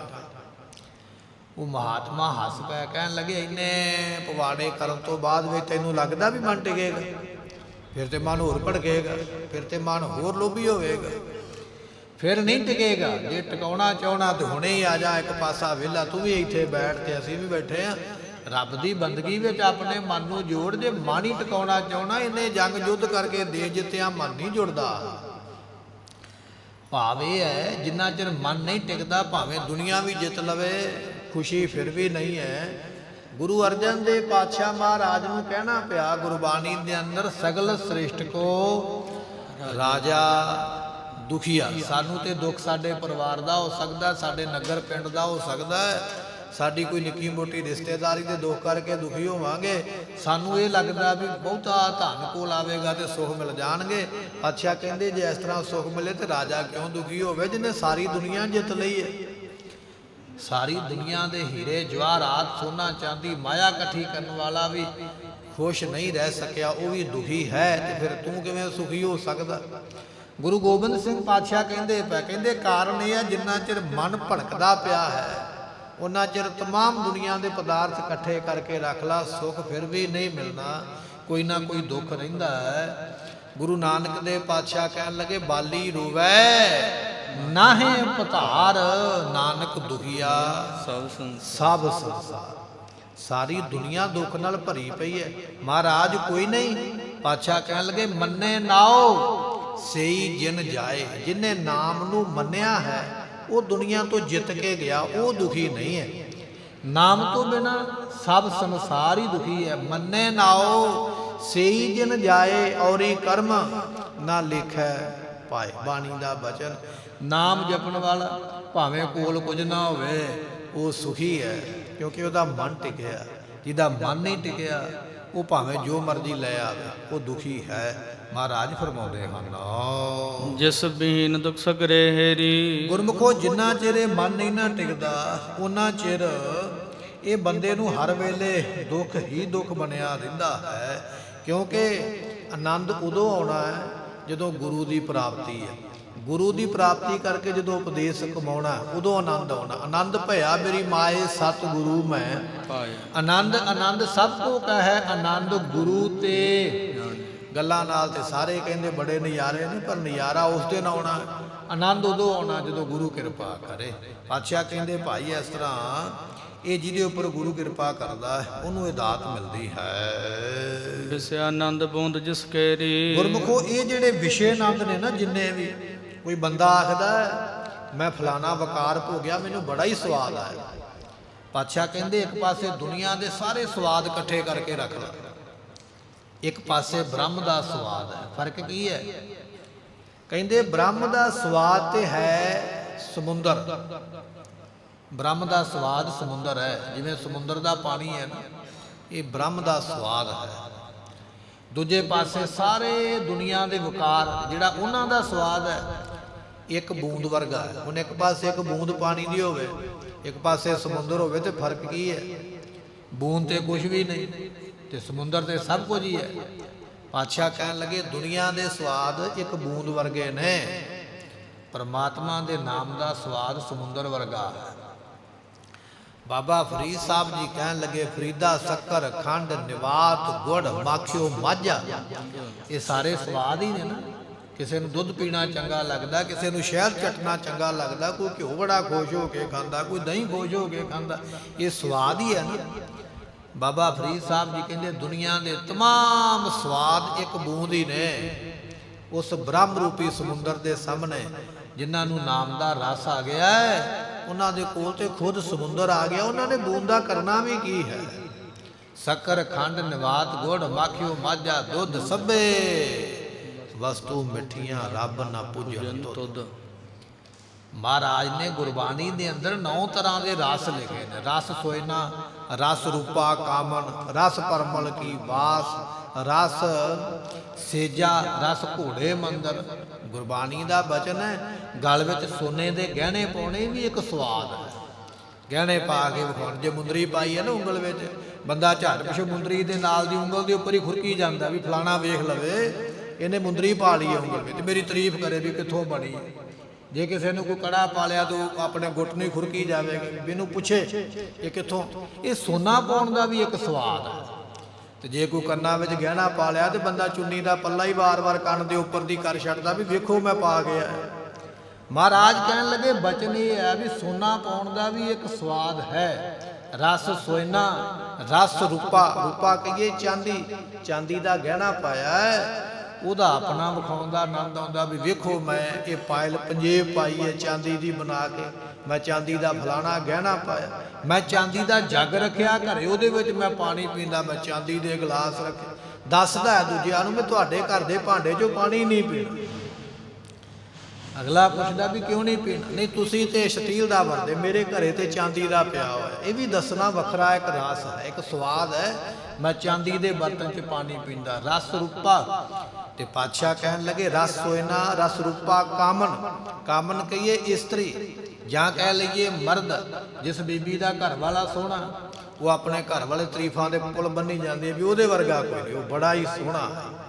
ਤੇ ਜਿਸ ਘਰ ਵਾਲੇ ਦੀ ਬੀਬੀ ਸੋਹਣੀ, ਉਹ ਆਪਣੇ ਘਰ ਵਾਲੀ ਦੇ ਤਾਰੀਫਾਂ ਦੇ ਪੁੱਲ ਬੰਨੀ ਜਾਂਦਾ ਵੀ ਉਹਦੇ ਵਰਗੀ ਹੈ ਨਹੀਂ। ਪਾਤਸ਼ਾਹ ਕਹਿੰਦੇ ਇਹ ਵੀ ਇੱਕ ਸਵਾਦ ਹੈ ਦੁਨੀਆ ਦਾ, ਵੀ ਆਪਣੇ ਪਰਿਵਾਰ ਦੀ, ਆਪਣਿਆਂ ਦੀ ਵਡਿਆਈ ਕਰਨੀ। ਵੀ ਮੇਰੇ ਜਿਹੜਾ ਵੀ ਮੇਰਾ ਜੀਵਨ ਸਾਥੀ ਹੈ, ਭਾਵੇਂ ਉਹ ਬੀਬੀ ਹੈ, ਭਾਵੇਂ ਉਹ ਸਿੰਘ ਹੈ, ਉਹ ਇੱਕ ਦੂਜੇ ਦੀ ਤਾਰੀਫ ਕਰੀ ਜਾਂਦੇ ਲੋਕਾਂ ਦੇ ਕੋਲ ਵੀ ਅਸੀਂ ਬੜੇ ਚੰਗੇ ਆ, ਸਾਡੇ ਕਰਮ ਬੜੇ ਚੰਗੇ। ਪਾਤਸ਼ਾਹ ਕਹਿਣ ਲੱਗੇ ਇਹ ਵੀ ਇੱਕ ਸਵਾਦ ਹੈ ਦੁਨੀਆ ਦਾ। ਪਰ ਇਹ ਸਾਰੇ ਸਵਾਦ ਇੱਕ ਬੂੰਦ ਦੇ ਵਰਗੇ ਨੇ। ਜਿਵੇਂ ਇੱਕ ਬੂੰਦ ਆਪਾਂ ਹੁਣੇ ਸਰਵਣ ਕੀਤੀ, ਇਹ ਦੁਨੀਆ ਦੇ ਜਿੰਨੇ ਸੁਖ ਵਰਣਨ ਕੀਤੇ ਇਹ ਸਾਰੇ ਇੱਕ ਬੂੰਦ ਦੇ ਵਾਂਗ। ਰਸ ਸੋਇਨਾ, ਰਸ ਰੂਪਾ ਕਾਮਣ, ਰਸ ਪਰਮਲ ਕੀ ਵਾਸ। ਪਾਤਸ਼ਾਹ ਕਹਿਣ ਲੱਗੇ ਸੋਹਣੇ ਸੋਹਣੇ ਪਦਾਰਥ ਛਕਣੇ, ਉਹਨਾਂ ਪਦਾਰਥਾਂ ਦਾ ਸਵਾਦ ਦੱਸਣਾ ਵੀ ਮੇਰੇ ਕੋਲ ਬਾਸਮਤੀ ਦੇ ਚੌਲ ਨੇ, ਮੈਂ ਰੋਜ਼ ਮਹਿੰਗਾ ਆਟਾ ਛਕਦਾ, ਮੈਂ ਮਹਿੰਗੇ ਫਲ ਛਕਦਾ। ਇਹ ਵੀ ਦੱਸਣਾ ਦੁਨੀਆ ਨੂੰ ਵੀ ਮੈਂ ਆਹ ਛਕਦਾ ਪਿਆ, ਇਹਦਾ ਇੱਕ ਵੱਖਰਾ ਸਵਾਦ ਹੈ। ਇਹ ਦੁਨੀਆ ਦੇ 9 ਤਰ੍ਹਾਂ ਦੇ ਰਸ ਮਹਾਰਾਜ ਨੇ ਗੁਰਬਾਣੀ ਦੇ ਵਿੱਚ ਲਿਖੇ। ਇੱਕ ਰਾਜੇ ਨੇ ਆਖਿਆ, ਕਹਿਣ ਲੱਗਾ ਮਹਾਤਮਾ ਜੀ ਮੇਰਾ ਮਨ ਨਹੀਂ ਟਿਕਦਾ। ਤੇ ਮਹਾਤਮਾ ਨੇ ਆਖਿਆ ਵੀ ਮਨ ਨਹੀਂ ਟਿਕਦਾ, ਮਨ ਤੇ ਟਿਕਾ ਦਿਆਂਗੇ, ਪਰ ਉਹਦੇ ਵਾਸਤੇ ਤੈਨੂੰ ਕੁਝ ਕਰਨਾ ਪਵੇਗਾ। ਰਾਜਾ ਕਹਿੰਦਾ ਵੀ ਮੈਂ ਸਭ ਕੁਝ ਕਰਨ ਨੂੰ ਤਿਆਰ ਹਾਂ। ਕਹਿੰਦੇ ਕਮਰਾ ਬਣਾ ਦੇ। ਸੋਹਣਾ ਜਿਹਾ ਕਮਰਾ ਬਣਾਇਆ। ਕਹਿੰਦਾ ਜੀ ਬਣ ਗਿਆ। ਤੇ ਉਹ ਮਹਾਤਮਾ ਕਹਿੰਦੇ ਸਾਰਾ ਕਮਰਾ ਲੱਕੜਾਂ ਨਾਲ ਭਰ ਦੇ, ਥੱਲੇ ਥੰਮੀਆਂ ਖੜੀਆਂ ਕਰ ਦੇ, ਕੋਈ ਜਗ੍ਹਾ ਰਵੇ ਨਾ। ਸਿਪਾਹੀਆਂ ਨੂੰ ਹੁਕਮ ਮਿਲਿਆ, ਸਾਰਾ ਲੱਕੜਾਂ ਦੇ ਨਾਲ ਕਮਰਾ ਐ ਦਰਵਾਜ਼ੇ ਤੱਕ ਭਰ ਦਿੱਤਾ। ਕਹਿੰਦਾ ਜੀ ਭਰਿਆ ਗਿਆ। ਤੇ ਮਹਾਤਮਾ ਕਹਿੰਦੇ ਫਿਰ ਇਸ ਤਰ੍ਹਾਂ ਕਰ, ਇਹਦੇ ਵਿੱਚ ਹੁਣ ਆਪ ਵੜ ਕੇ ਖੜਾ ਹੋ ਜਾ। ਹੱਸਣ ਲੱਗ ਪਿਆ, ਕਹਿਣ ਲੱਗਾ ਮਹਾਂਪੁਰਖੋ ਕਮਰਾ ਤੇ ਪਹਿਲਾਂ ਹੀ ਭਰਿਆ ਪਿਆ, ਮੈਂ ਵਿੱਚ ਕਿੱਥੇ ਖੜਾ ਹੈ ਤੇ ਜਾ ਕੇ। ਮਹਾਤਮਾ ਕਹਿੰਦੇ ਬਸ ਤੇਰਾ ਵਾਸਤੇ ਉਹੀ ਉਪਦੇਸ਼ ਹੈ, ਮਨ ਤੇਰਾ ਇਸ ਤਰ੍ਹਾਂ ਪਹਿਲਾਂ ਹੀ ਭਰਿਆ ਪਿਆ, ਵਿਕਾਰਾਂ ਦੇ ਨਾਲ, ਸਵਾਦਾਂ ਦੇ ਨਾਲ, ਸੁਖਾਂ ਦੇ ਨਾਲ। ਤੇ ਹੁਣ ਤੇਰਾ ਮਨ ਟਿਕੇਗਾ ਕਿਵੇਂ? ਮਨ ਉਦੋਂ ਟਿਕੇਗਾ ਜਦੋਂ ਇਹਨਾਂ ਸਵਾਦਾਂ ਨੂੰ ਬਾਹਰ ਕੱਢੇਗਾ, ਜਦੋਂ ਇਹ ਲੱਕੜਾਂ ਬਾਹਰ ਕੱਢੇਗਾ। ਕਮਰਾ ਖਾਲੀ ਉਦੋਂ ਹੋਣਾ, ਜਦੋਂ ਕਮਰਾ ਖਾਲੀ ਹੋਵੇਗਾ ਉਦੋਂ ਆਪ ਤੋਂ ਵਿੱਚ ਵੜਿਆ ਜਾਣਾ ਹੈ। ਜਿੰਨਾ ਚਿਰ ਤੂੰ ਇੱਥੇ ਬੈਠਾ ਹੋਇਆ। ਰਸ ਸੋਇਨਾ, ਰਸ ਰੂਪਾ ਕਾਮਨ, ਇਹ ਗੁਰਬਾਣੀ ਦੇ ਬਚਨ ਮਹਾਰਾਜ ਨੇ ਬਖਸ਼ੇ ਕਿ ਇਹ ਦੁਨੀਆ ਦੇ ਰਸ ਨੇ, ਸਵਾਦ ਨੇ। ਤੇ ਪਾਤਸ਼ਾਹ ਕਹਿੰਦੇ ਰਸ ਸੇਜਾ, ਰਸ ਘੋੜੇ ਮੰਦਰ। ਸੇਜਾ ਕਹੀਏ ਸੌਣ ਵਾਲਾ ਬਿਸਤਰਾ, ਪਲੰਘਾ। ਦੁਨੀਆ ਆਪਣੇ ਪਲੰਘੇ ਦਾ ਤਾਰੀਫਾ ਕਰਦੀ ਆ, ਮੇਰਾ ਤੇ ਪਲੰਘ ਬੜਾ ਹੀ ਵਧੀਆ, ਉਹਦੇ ਉੱਪਰ ਗੱਦਾ 8 ਇੰਚ ਦਾ, ਕੋਈ ਆਂਦਾ 12 ਦਾ, ਕੋਈ ਆਂਦਾ ਸਪਰਿੰਗਾਂ ਵਾਲਾ ਵਿਛਾਇਆ ਹੋਇਆ, ਬੜਾ ਹੀ ਸਵਾਦ ਆਉਂਦਾ ਸੌਣ ਲੱਗਿਆ। ਆਪਣੀ ਸੇਜਾ ਦਾ ਵੀ ਮਾਣ ਕਰਦਾ, ਸੇਜਾ ਬਾਰੇ ਦੱਸਦਾ ਵੀ ਇਹ ਮੇਰੀ ਸੇਜ ਹੈ, ਰਸ ਸੇਜਾ ਰਸ ਘੋੜੇ, ਮੇਰਾ ਤੇ ਘੋੜਾ ਬੜਾ ਆਗਿਆਕਾਰੀ, ਆਵਾਜ਼ ਮਾਰਾ ਮੋੜ ਆਉਂਦਾ, ਆਵਾਜ਼ ਮਾਰਾ ਤੁਰ ਪੈਂਦਾ। ਆਪਣੇ ਘੋੜਿਆਂ ਦੀ ਤਾਰੀਫ ਕਰਨੀ, ਰਸ ਸੇਜਾ ਰਸ ਘੋੜੇ। ਮੰਦਰ ਮੰਦਰ ਕਹੀਏ ਸੋਹਣਾ ਘਰ, ਮੇਰੇ ਘਰ ਵਰਗਾ ਘਰ ਕੋਈ ਨਹੀਂ ਹੈ। ਤੇ ਪਾਤਸ਼ਾਹ ਕਹਿਣ ਲੱਗੇ ਇਹ ਸਾਰੀਆਂ ਤਾਰੀਫਾਂ ਕਰਦਾ ਹੈ। ਅੱਜ ਘੋੜਿਆਂ ਦੀ ਜਗ੍ਹਾ ਤੇ ਗੁਰਮੁਖੋ ਚਲੋ ਮੰਨ ਲਓ ਵੀ ਮੋਟਰਸਾਈਕਲ ਆ ਗਏ ਨੇ ਜਾਂ ਗੱਡੀਆਂ ਆ ਗਈਆਂ, ਸਮਾਂ ਬਦਲ ਗਿਆ। ਜਦੋਂ ਮਹਾਰਾਜ ਨੇ ਸ਼ਬਦ ਲਿਖਿਆ ਉਦੋਂ ਘੋੜੇ ਹੀ ਸਨ, ਹਾਥੀ ਸਨ, ਊਠ ਸਨ, ਬੈਲ ਸਨ। ਪਰ ਅੱਜ ਸਮਾਂ ਬਦਲਿਆ, ਸਾਈਕਲ ਆ ਗਿਆ, ਮੋਟਰਸਾਈਕਲ ਆ ਗਿਆ, ਗੱਡੀ ਆ ਗਈ, ਉੱਡਣ ਵਾਲੇ ਜਹਾਜ਼ ਆ ਗਏ। ਪਾਤਸ਼ਾਹ ਕਹਿਣ ਲੱਗੇ ਰਸ ਸੇਜਾ ਰਸ ਘੋੜੇ ਮੰਦਰ, ਇਹ ਸਭ ਕੁਝ ਤੇਰੇ ਕੋਲ ਆ ਗਿਆ। ਇਹ ਸਾਰੇ ਦੁਨੀਆ ਦੇ ਸੁੱਖ, ਇਹ ਦੁਨੀਆ ਦੇ ਰਸ ਨੇ। ਪਰ ਇੱਕ ਪਾਸੇ ਸਾਰੇ ਰਸ ਰੱਖਦੇ ਤੇ ਦੂਜੇ ਪਾਸੇ ਪ੍ਰਮਾਤਮਾ ਦੀ ਗੱਲ ਕਰੀਏ ਕਿ ਦੁਨੀਆ ਦੇ तमाम ਰਸ ਇੱਕ ਬੂੰਦ ਵਰਗੇ ਨੇ। ਪ੍ਰਮਾਤਮਾ ਦਾ ਨਾਮ ਜਿਹੜਾ ਹੈ ਉਹ ਸਭ ਤੋਂ ਵੱਡਾ ਹੈ, ਉਹਦੇ ਵਰਗਾ ਹੈ ਹੀ ਕੋਈ ਨਹੀਂ ਹੈ। ਸੋ ਐਸਾ ਉਹਦਾ ਨਾਮ ਹੈ। ਪਾਤਸ਼ਾਹ ਕਹਿਣ ਲੱਗੇ ਇਹ ਗੁਰਬਾਣੀ ਦੇ ਵਿੱਚ ਤੈਨੂੰ ਇਸ ਦਾਤ ਬਖਸ਼ੀ ਹੈ, ਜੇ ਗੁਰਬਾਣੀ ਪੜ੍ਹੇਗਾ ਉਹਦੇ ਵਿੱਚੋਂ ਇਹ ਗਿਆਨ ਮਿਲਦਾ ਹੈ। ਪਾਤਸ਼ਾਹ ਕਹਿਣ ਲੱਗੇ ਇਹ ਤੈਨੂੰ ਅਸੀਂ ਸਮਝਾਉਂਦੇ ਪਏ ਹਾਂ। ਮਹਾਰਾਜ ਇਸੇ ਪੰਕਤੀ ਨੂੰ ਫਰਮਾਉਂਦੇ ਹਨ, ਵਿਸਿਆ ਆਨੰਦ ਬੂੰਦ ਜਿਸ ਕੇਰੀ। ਸਤਿਗੁਰੂ ਪਾਤਸ਼ਾਹ ਕਹਿਣ ਲੱਗੇ ਕਿ ਇਹ ਜਿਹੜੇ ਵਿਸ਼ੇ ਵਿਕਾਰ ਨੇ ਨਾ ਗੁਰਮੁਖੋ, ਇਹ ਬੂੰਦ ਦੇ ਤੁਲ ਨੇ, ਬੂੰਦ ਦੇ ਸਮਾਨ ਨੇ। ਇਹਨਾਂ ਵਰਗਾ ਸੁਖ ਦੁਨੀਆ ਤੋਂ ਕਿਤੇੋਂ ਮਿਲਦਾ ਨਹੀਂ ਹੈ। ਪਰਮਾਤਮਾ ਦਾ ਨਾਮ ਏਡਾ ਵੱਡਾ ਹੈ, ਜਿਨ੍ਹਾਂ ਨੂੰ ਉਹ ਸਵਾਦ ਆ ਗਿਆ ਉਹਨਾਂ ਨੂੰ ਇਹ ਦੁਨੀਆ ਦੇ ਸਵਾਦ ਨਹੀਂ ਚੰਗੇ ਲੱਗਦੇ। ਪਾਤਸ਼ਾਹ ਕਹਿਣ ਲੱਗੇ ਇਹ ਰਸ ਛਾੜੇ ਉਹ ਰਸ ਆਵਾ, ਉਹ ਰਸ ਪੀਆ ਇਹ ਰਸ ਨਹੀਂ ਭਾਵਾ। ਜਿਨ੍ਹਾਂ ਨੇ ਦੁਨੀਆ ਦੇ ਰਸ ਛੱਡੇ ਉਹਨਾਂ ਨੂੰ ਪਰਮਾਤਮਾ ਦੇ ਨਾਮ ਦਾ ਰਸ ਆਇਆ। ਜਿਨ੍ਹਾਂ ਨੂੰ ਨਾਮ ਦਾ ਰਸ ਆ ਗਿਆ ਉਹਨਾਂ ਨੇ ਦੁਨੀਆ ਦੇ ਰਸ ਛੱਡ ਹੀ ਦਿੱਤੇ, ਕਿਉਂਕਿ ਇਹ ਚੰਗੇ ਹੀ ਨਹੀਂ ਲੱਗੇ। ਹੁਣ ਫਿਰ ਗੱਲ ਮੁੜ ਕੇ ਉੱਥੇ ਆ ਗਈ ਹੈ, ਇੱਕ ਪਾਸੇ ਬੂੰਦ ਹੋਵੇ ਪਾਣੀ ਦੀ, ਇੱਕ ਪਾਸੇ ਸਮੁੰਦਰ ਹੋਵੇ, ਤੇ ਚੁਣਨ ਵਾਲਾ ਸਮੁੰਦਰ ਨੂੰ ਹੀ ਚੁਣੇਗਾ, ਨਾ ਕਿ ਇੱਕ ਬੂੰਦ ਨੂੰ। ਪਰਮਾਤਮਾ ਹੈ ਸਮੁੰਦਰ ਦੇ ਵਾਂਗ। ਇਹ ਦੁਨੀਆ ਦੇ ਸੁੱਖ ਸਵਾਦ ਵਿਸ਼ੇ ਵਿਕਾਰ ਇਹ ਸਾਰੇ ਇੱਕ ਬੂੰਦ ਵਰਗੇ ਨੇ। ਗੁਰਮੁਖੋ 5 ਵਿਕਾਰ ਨੇ, ਕਾਮ ਕ੍ਰੋਧ ਲੋਭ ਮੋਹ ਤੇ ਹੰਕਾਰ। ਇਹਨਾਂ ਦਾ ਵੀ ਇੱਕ ਆਪਣਾ ਆਪਣਾ ਵੱਖਰਾ ਰਸ ਹੈ। ਹੰਕਾਰ ਦਾ ਰਸ ਕੁਝ ਸਵਾਦ ਹੋਰ ਹੈ, ਲੋਭ ਦਾ ਸਵਾਦ ਕੁਝ ਹੋਰ ਹੈ, ਮੋਹ ਦਾ ਸਵਾਦ ਇਹ ਵੀ ਸਵਾਦ ਪੈ ਨਾ, ਜਿਹਨੂੰ ਇਹ ਸਵਾਦ ਪੈ ਗਿਆ ਇਹਦੇ ਵਿੱਚੋਂ ਵੀ ਨਹੀਂ ਨਿਕਲ ਸਕਦਾ। ਲੋਭ ਦਾ ਸਵਾਦ ਪੈ ਗਿਆ ਕਾਰੂ ਬਾਦਸ਼ਾਹ ਨੂੰ, ਕਹਿੰਦਾ ਮੁਰਦਿਆਂ ਦੇ ਮੂੰਹ ਵਿੱਚੋਂ ਵੀ ਪੈਸਾ ਕੱਢ ਕੇ ਲੈ, ਕਿਉਂਕਿ ਸਵਾਦ ਪੈ ਗਿਆ। ਵਿਕਾਰਾਂ ਦਾ ਸਵਾਦ ਜਿਹਨੂੰ ਪੈ ਗਿਆ ਉਹ ਸਾਰੀ ਉਮਰ ਬੰਦਾ ਵਿਕਾਰ ਭੋਗਦਾ ਰਹੇਗਾ, ਭਾਵੇਂ ਉਹ ਜਵਾਨ ਹੋ ਜਾਵੇ, ਭਾਵੇਂ ਉਹ ਬਜ਼ੁਰਗ ਹੋ ਜਾਵੇ, ਵਿਕਾਰਾਂ ਚੋਂ ਬਾਹਰ ਨਹੀਂ ਨਿਕਲੇਗਾ। ਭਾਵੇਂ ਕਿੰਨੀ ਵਾਰੀ ਉਹ ਮਾਰ ਖਾ ਲਵੇ, ਕਿੰਨੀ ਵਾਰੀ ਬੇਪਤ ਕਿਉਂ ਨਾ ਹੋ ਜਾਵੇ, ਵਿਕਾਰੀ ਬੰਦਾ ਕਦੇ ਵਿਕਾਰ ਤੋਂ ਬਾਹਰ ਨਹੀਂ ਨਿਕਲ ਸਕਦਾ, ਕਿਉਂਕਿ ਵਿਕਾਰ ਦਾ ਸਵਾਦ ਵੀ ਵੱਖਰਾ ਹੀ ਹੈ। ਤੇ ਕਿਸੇ ਨੂੰ ਮੋਹ ਦਾ ਸਵਾਦ ਪੈ ਗਿਆ ਉਹ ਮੋਹ ਦੇ ਸਵਾਦ ਚੋਂ ਨਹੀਂ ਨਿਕਲ ਸਕਦਾ। ਪਾਤਸ਼ਾਹ ਕਹਿੰਦੇ ਦੁਨੀਆ ਦੇ तमाम ਸਵਾਦ ਇੱਕ ਬੂੰਦ ਵਾਂਗ ਨੇ। ਪਰਮਾਤਮਾ ਦਾ ਨਾਮ ਸਮੁੰਦਰ ਵਰਗਾ ਹੈ, ਉਹਦਾ ਕੋਈ ਅੰਤ ਨਹੀਂ ਹੈ। ਸੋ ਆਨੰਦ ਕੋ ਅਦੁੱਤ ਅਪਾਰਾ। ਗੁਰਮੁਖੋ ਪਰਮਾਤਮਾ ਜਿਹੜਾ ਹੈ ਨਾ ਆਨੰਦ ਦਾ ਸਰੋਵਰ ਹੈ, ਆਨੰਦ ਦਾ ਸਮੁੰਦਰ ਹੈ, ਉਹਦਾ ਪਾਰਾਵਾਰ ਕੋਈ ਨਹੀਂ ਹੈ। ਉਹ ਬੇਅੰਤ ਹੈ, ਬੇਅੰਤ ਹੈ, ਬੇਅੰਤ ਹੈ, ਐਸਾ ਉਹ ਪਰਮਾਤਮਾ ਹੈ। ਤਿਸ ਮੈਂ ਬਿਰਤ ਟਿਕੀ ਇੱਕ ਸਾਰਾ। ਉਹਦੇ ਵਿੱਚ ਗੁਰਮੁਖਾਂ ਦੀ ਬਿਰਤੀ ਟਿਕ ਜਾਂਦੀ ਹੈ। ਜਿਹੜੇ ਗੁਰਮੁਖ ਨੇ ਨਾ ਉਹਨਾਂ ਦਾ ਧਿਆਨ ਉਹਦੇ ਵਿੱਚ ਹੀ ਟਿਕ ਜਾਂਦਾ ਹੈ। ਐਸਾ ਸਿਮਰਨ ਵਿੱਚ ਜੁੜ ਜਾਂਦੇ, ਦੁਨੀਆ ਦਾ ਖਿਆਲ ਹੀ ਉਹਨਾਂ ਨੂੰ ਭੁੱਲ ਜਾਂਦਾ ਵੀ ਦੁਨੀਆ ਵੀ ਕਿਤੇ ਕੋਈ ਹੈ। ਐਸੇ ਸਵਾਦ ਵਿੱਚ ਜੁੜ ਗਏ। ਧੰਨ ਨੇ ਬਾਬਾ ਰਾਮ ਕੁੰਵਰ ਜੀ। ਆਪਾਂ ਸਾਖੀ ਕਈ ਵਾਰੀ ਸਰਵਣ ਕੀਤੀ ਹੈ। ਘਰ ਦੇ ਵਿੱਚ ਸਿਪਾਹੀਆਂ ਨੇ ਚੋਰੀ ਕਰ ਲਈ, ਸਾਰਾ ਸਮਾਨ ਹੀ ਕੱਢ ਲਿਆ, ਕੁਝ ਨਹੀਂ ਛੱਡਿਆ, ਚੌਂਕੜਾ ਮਾਰ ਕੇ ਬੈਠੇ ਰਹੇ, ਕਿਉਂਕਿ ਆਨੰਦ ਵਿੱਚ। ਜਦੋਂ ਕਿਤੇ ਨਵਾਬ ਨੇ ਸੂਬੇਦਾਰ ਨੇ ਗੋਡੇ ਤੋਂ ਹਿਲਾ ਕੇ ਆਖਿਆ ਗਲਤੀ ਹੋ ਗਈ, ਮੇਰੇ ਸਿਪਾਹੀਆਂ ਤੋਂ ਮਾਫ ਕਰੋ, ਤੇ ਦੱਸੋ ਕੀ ਗਵਾਚਾ ਮੈਂ ਦੇਵਾਂ। ਨੇਤਰ ਖੋਲੇ ਤੇ ਸਾਹਮਣੇ ਬਾਜ ਨਹੀਂ, ਬਸ ਇੱਕੋ ਹੀ ਬਚਨ ਹੋ ਗਿਆ। ਕਹਿਣ ਲੱਗੇ ਬਾਜ ਨਹੀਂ ਦਿਸਦੇ, ਲੱਗਦਾ ਸਿਪਾਹੀ ਲੈ ਗਿਆ। ਉੱਠ ਕੇ ਘਰ ਤੱਕ ਨਹੀਂ ਵੇਖਿਆ, ਕਿਉਂਕਿ ਜਿਹੜਾ ਸਵਾਦ ਬਣਿਆ ਉਹਦੇ ਮੁਕਾਬਲੇ ਦੁਨੀਆ ਦੀਆਂ ਵਸਤੂਆਂ ਕੁਝ ਵੀ ਨਹੀਂ। ਕਹਿਣ ਲੱਗੇ ਵੀ ਇਸ ਤਰ੍ਹਾਂ ਜਿਹੜੇ ਗੁਰਮੁਖ ਨੇ ਉਹਨਾਂ ਦੀ ਬਿਰਤੀ ਹਰ ਵੇਲੇ ਟਿਕੀ ਰਹਿੰਦੀ ਹੈ। ਜੋ ਮਾਨਵ ਅਗਿਆ ਬਿਨਾਸੇ ਪਾਏ। ਜਿਹੜੇ ਮਨੁੱਖ ਅਗਿਆਨੀ ਹਨ, ਅਗਿਆਨ ਦੇ ਵਿੱਚ ਨੇ, ਜੋ ਮਾਨਵ ਅਗਿਆਨ ਬਿਨਾਸੇ, ਜਿਹੜੇ ਮਨੁੱਖ ਅਗਿਆਨ ਵਿੱਚ ਨੇ ਉਹ ਆਪਣਾ ਆਪ ਨਾਸ਼ ਕਰ ਲੈਂਦੇ, ਵਾਰ-ਵਾਰ ਜੰਮਦੇ ਤੇ ਮਰਦੇ ਹਨ। ਪਾਏ ਕਿਰਪਾ ਸਮਝੈ ਗੁਰ ਆਸੇ। ਜਿਨ੍ਹਾਂ ਦੇ ਉੱਪਰ ਗੁਰੂ ਦੀ ਕਿਰਪਾ ਹੋ ਜਾਵੇ ਉਹ ਗੁਰੂ ਦਾ ਫਿਰ ਗਿਆਨ ਪ੍ਰਾਪਤ ਕਰ ਲੈ, ਗੁਰੂ ਦਾ ਆਸ਼ਾ, ਗੁਰੂ ਦਾ ਸਿਧਾਂਤ ਉਹ ਗੁਰਮੁਖ ਜਾਣ ਲੈਂਦੇ, ਜਿਨ੍ਹਾਂ ਦੇ ਉੱਪਰ ਗੁਰੂ ਦੀ ਕਿਰਪਾ ਹੋਵੇ। ਧੰਨ ਗੁਰੂ ਗੋਬਿੰਦ ਸਿੰਘ ਮਹਾਰਾਜ ਸਾਹਿਬ ਜੀ ਸੱਚਖੰਡ ਜਾਣ ਤੋਂ ਪਹਿਲਾਂ ਇਹ ਸਿੱਖਿਆ ਦਿੰਦੇ ਪਏ ਸਿੱਖਾਂ ਨੂੰ, ਭਾਈ ਇਸ ਤਰ੍ਹਾਂ ਕਰੋਗੇ ਇਹ ਦਾਤ ਮਿਲੇਗੀ। ਹੋਰ ਕਿਹੜੇ ਕਿਹੜੇ ਬਚਨ ਮਹਾਰਾਜ ਕਰਦੇ ਉਹ ਆਪਾਂ ਕੱਲ ਦੇ ਦੀਵਾਨ ਵਿੱਚ ਫਿਰ ਸਰਵਣ ਕਰਾਂਗੇ, ਤਾਂ ਕਿ ਸਾਡਾ ਵੀ ਜੀਵਨ ਸਫਲਾ ਹੋਵੇ। ਭੁੱਲਾਂ ਦੀ ਮੁਆਫੀ ਲਿਖੈ, ਖੈਨ ਖੈਨ ਭੁੱਲਨ ਹਾਰ, ਬਖਸ਼ਣ ਹਾਰ ਬਖਸ਼ ਨਾਨਕ ਪਾਰੇ ਉਤਾਰ। ਵਾਹਿਗੁਰੂ ਕਾ ਖਾਲਸਾ ਵਾਹਿਗੁਰੂ।